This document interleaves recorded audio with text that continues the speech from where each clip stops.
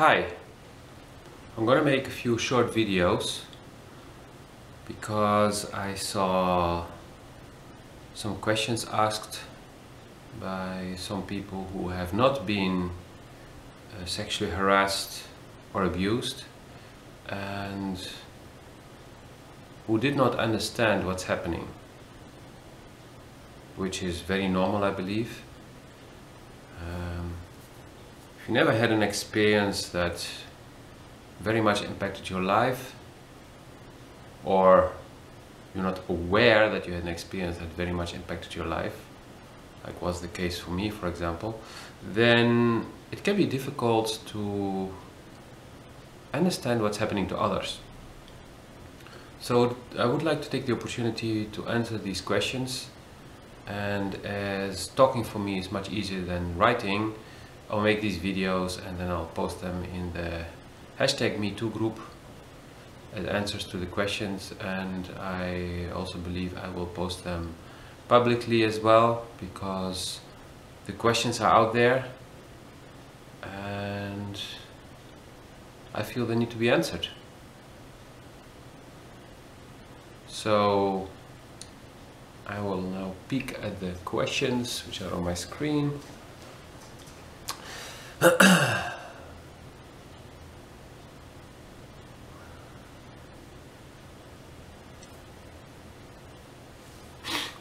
First question is, and that's the subject of the first video: why don't you come out sooner when you're old enough?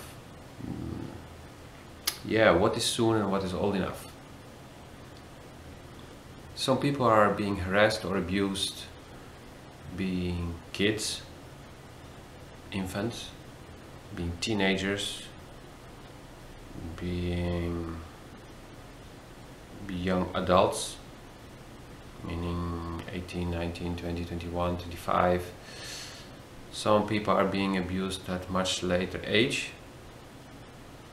Some people even in the 40s or 50s or even older. So there are many factors why this is happening, why people are not speaking up. I personally, for example, I did not know how to talk about it because I didn't really understand what happened. I was 7. So there it starts already. If you do not understand what happened, you don't talk about it. A friend of mine is more or less my age, and it happened recently, and also happened before, and I'm the only one who knows it. Now the whole world knows it, but nobody knows who it is. And yeah, what do you do?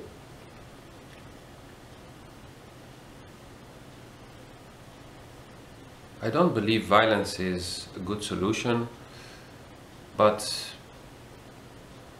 my first response would be that if somebody comes and touches you inappropriately and you have the chance to react, and especially if there are people close by, you just shout at the person and you start screaming at the person, and I would even probably smash the person in the face just to humiliate the person and to make very clear that something very bad happened. It's also about credibility. If that's the first thing you do, you smash the person with a flat hand in the face, and then you start asking the person if he's completely insane, then you're more likely to be believed than if you act differently. I'm not saying you should go and hit everyone, but this could be a reaction, especially if it's a colleague. This happens a lot. And especially if it happens at work, expose. I would encourage to expose, because today people will get fired for it. And if this doesn't happen, you know it's your time to leave the company. And yet a lot of people don't do these things. they either go in shock or in fear. They're slightly different. Yes, shock is related to fear, but slightly different.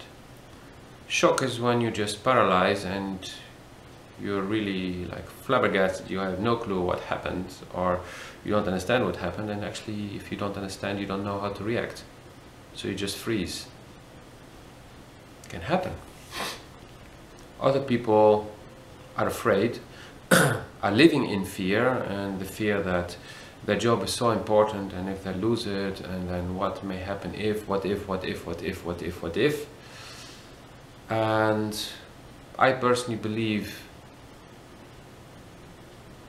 if you're a what if person, then you will be attracting a lot of problems. So it's time for you to step out of the darkness, step out of your fear, and start acting on what you feel deep inside. Because fear is in the mind, and what you have deep inside is your truth. And if you don't know how to do that, ask for help. I have regularly people coming to me asking me for help because they have fears and they want to get over them.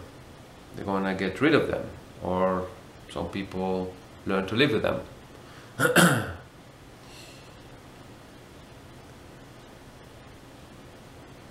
So, yeah, there are many reasons why people don't react. And it's very easy for an outsider to say, yeah, but you should.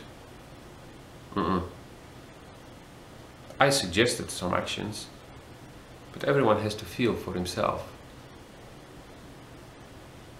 how to act, how to react.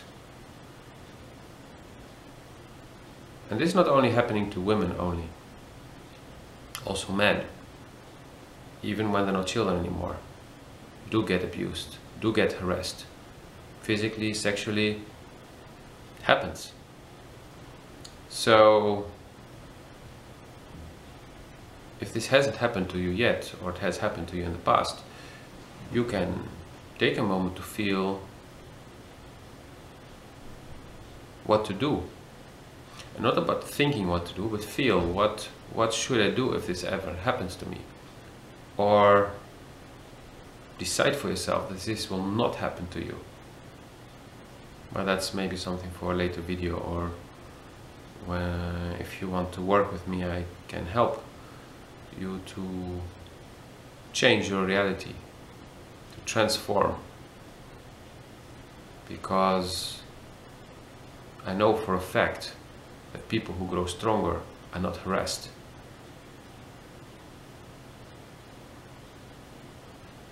It's often when you're vulnerable and weak that it happens.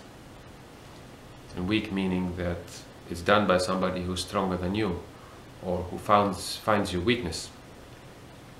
And we all have our weaknesses. We all may meet one day somebody who's stronger than us. But we can go inside us and feel what we should do, and feel if we may attract this, and then feel why we would attract it and how we can change it. So this is, among other, the answer to the first question. In the second video, I will answer the second question, which is,